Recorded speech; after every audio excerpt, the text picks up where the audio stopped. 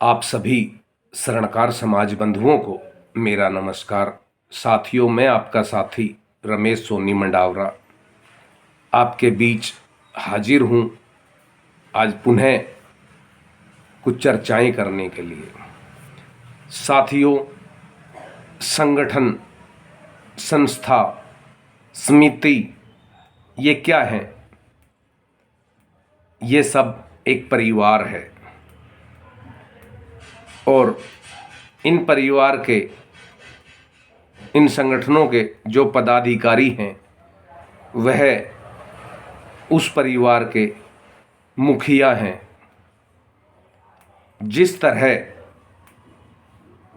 हम एक मकान बनाते हैं तब उस मकान की नींव रखते हैं तो बड़ा ध्यान देते हैं कि जो कॉलम खड़े किए जा रहे हैं वह मजबूत हों, मकान का बेस मजबूत हो। वैसे ही समाज में और किसी भी संगठन में उस संगठन या उस समाज के जो कॉलम या जो बेस जिसे हम कहें वह होते हैं वहाँ के सदस्य,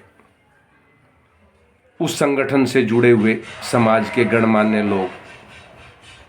अगर हम उन सभी को एक साथ जोड़कर चलें, एक साथ लेकर चलें, आपसी राय मशवरा करके कोई कार्यक्रम करें तो उस कार्यक्रम की सफलता अलग होती है। और जिस संगठन में सभी सदस्यों को सम्मान दिया जाता है वह संगठन सदैव निरंतर तरक्की की तरफ आगे बढ़ता है। हमने ऐसे कई संगठन देखे हैं जिन संगठनों का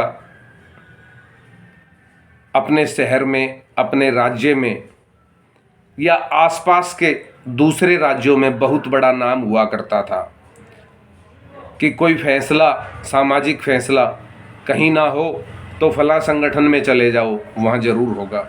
हमने ऐसे कई संगठन देखे हैं, लेकिन आज उन संगठनों की हालत बड़ी विचित्र है। क्यों? क्योंकि उन संगठनों के कर्णधारों ने अपने समाज के बंधुओं को साथ नहीं रखा, साथ नहीं लिया।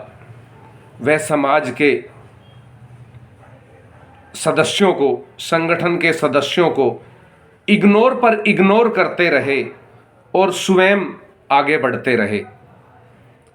आगे बढ़ने की नीति में उन्होंने अपना तो थोड़ा बहुत नाम कर लिया, लेकिन उन संगठनों का चीरहरण हो गया।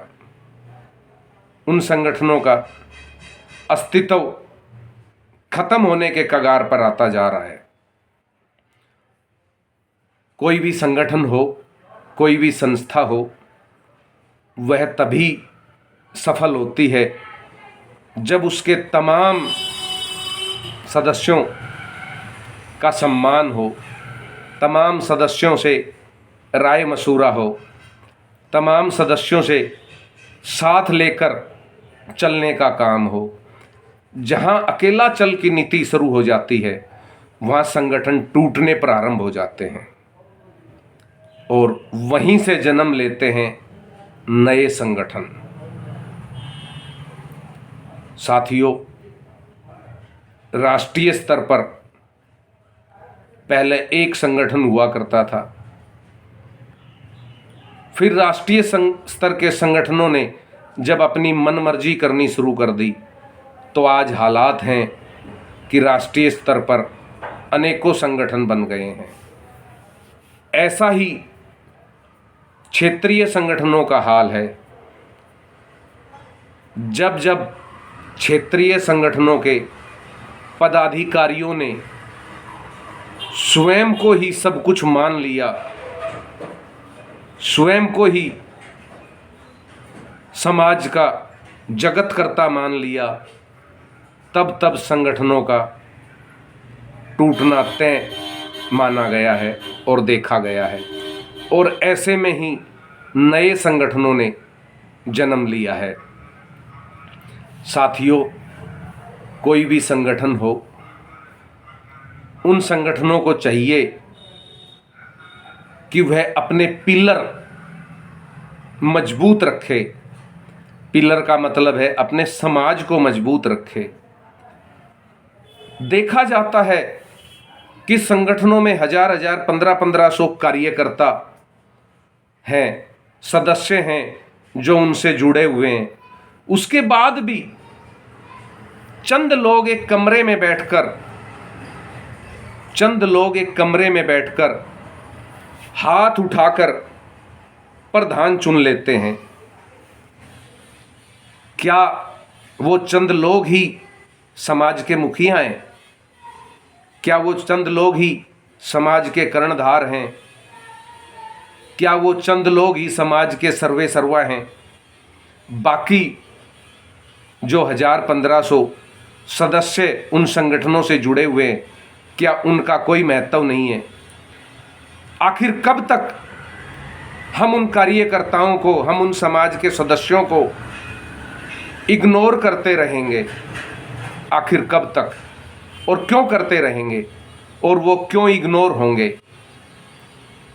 कोई भी संगठन हो, संगठन तभी तक सर्वमान्य होता है जब वह अपने सभी कार्यकर्ताओं को, सभी सदस्यों को साथ लेकर चले, उनको साथ जोड़े, उनको जोड़े रखे। साथियों, ये समाज है। इस समाज में संगठन तभी तक कामयाब हैं जब तक हम सभी को साथ लेकर चलेंगे। जहां चंद लोग बंद कमरों की राजनीति करनी शुरू कर दें, जहां लोग बंद कमरों में बैठकर हाथ उठाकर प्रधान बनाने का काम शुरू कर दें, उसे संगठन नहीं कहा जाता, वह एक प्राइवेट लिमिटेड कंपनी होती है। और वैसे भी अगर प्राइवेट लिमिटेड कंपनी का ही काम करना है तो फिर समाज की क्या हो सकता है? साथियों, आज बढ़ते सोने के भाव, घटते व्यापार, समाज का युवा बेरोजगार, समाज में विवाह योग्य बच्चों की बढ़ती आयु, ऐसे अनेकों समस्याएं आज समाज में हैं। और इन समस्याओं पर सोचने का विचार आज हमारे पास नहीं है, सोचने का समय आज हमारे पास नहीं है। यह एक दुर्भाग्यपूर्ण बात है। समाज को चाहिए, समाज के कर्णधारों को चाहिए, इन समस्याओं पर विचार करें, इन समस्याओं को देखें। आज हम प्रधान तो बनना चाहते हैं, अपने घर के बाहर नेम प्लेट तो हम लगाना चाहते हैं, हम चाहते हैं कि लोग हमें प्रधान जी कहें, लेकिन प्रधान वाले कार्य भी करने पड़ते हैं। अक्सर देखा जाता है कि समाज का कोई व्यक्ति गुजर जाता है तो उसके क्रीमेशन में समाज के चंद नुमाइंदे, समाज के चंद भाई बंधु तो दिखाई देते हैं, लेकिन हाथ उठाकर बनने वाले प्रधान दिखाई नहीं देते। ये मैं किसी एक जगह की बात नहीं कर रहा हूँ, मैं हर जगह की बात कर रहा हूँ। अक्सर ऐसा देखने को मिलता है। साथियों, समय है, समय पर हम जागें और चिंतन करें और विचार करें कि आज हमारे समाज का युवा जो बेरोजगार है, उसे हम किस तरह रोजगार दिलाएं, उसे हम किस तरह छोटे मोटे काम देकर उसके पैरों पर खड़ा करें। आज हमारे समाज में विवाह योग्य बच्चों की आयु बढ़ती जा रही है। उसके लिए सामाजिक संगठन जो बने हुए हैं, उन्हें अपने अपने क्षेत्र में परिचय सम्मेलन करने चाहिए ताकि बच्चों का घर बस सके। घर जुड़ के। साथियों, ऐसे बहुत से मुद्दे हैं, बहुत सी चर्चाएं हैं, लेकिन ये तभी हल होंगी जब समाज एक होगा। और समाज एक कब होगा? जब स्वयं को कर्णधार समझने वाले, हाथ उठाकर प्रधान बनने वाले ये पदाधिकारी समाज को साथ लेकर चलना शुरू करेंगे। जिस दिन ये साथ लेकर चलना शुरू कर देंगे, उस दिन समाज में एक नई चमक आएगी, एक नई लहर आएगी, समाज में क्रांति आएगी। उस दिन समाज में ये छोटी छोटी जो समस्याएं हैं ये ख़त्म होती हुई दिखाई देंगी। उस दिन युवाओं की बढ़ती हुई आयु, रिश्ते ना होना, ये समस्या ख़त्म होती दिखाई देगी। तो सबसे पहले हमें समाज को संगठित करना है। और वो कैसे होगा? अगर पुरानी संस्थाएं समाज को संगठित नहीं करती है तो छोड़ दो पुरानी संस्थाओं को और गठन करो नई संस्थाओं का।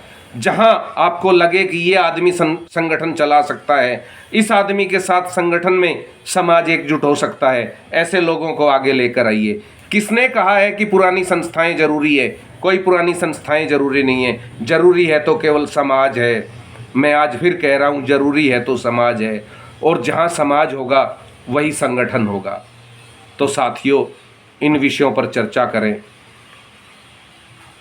बढ़ती आयु, रिश्ते ना होना, बेरोजगार युवा, उनको रोजगार हम कैसे दें, समाज में शिक्षा का उजियारा कैसे हो, इन विषयों पर हम चर्चाएं करें। और बदलनी पड़े सत्ताएं तो बदल दो सत्ताएं। ना चाहिए तख्त ना चाहिए ताज, बदल दो उन सत्ताओं को जो नहीं लेकर चलता समाज को साथ। जय हिंद साथियों।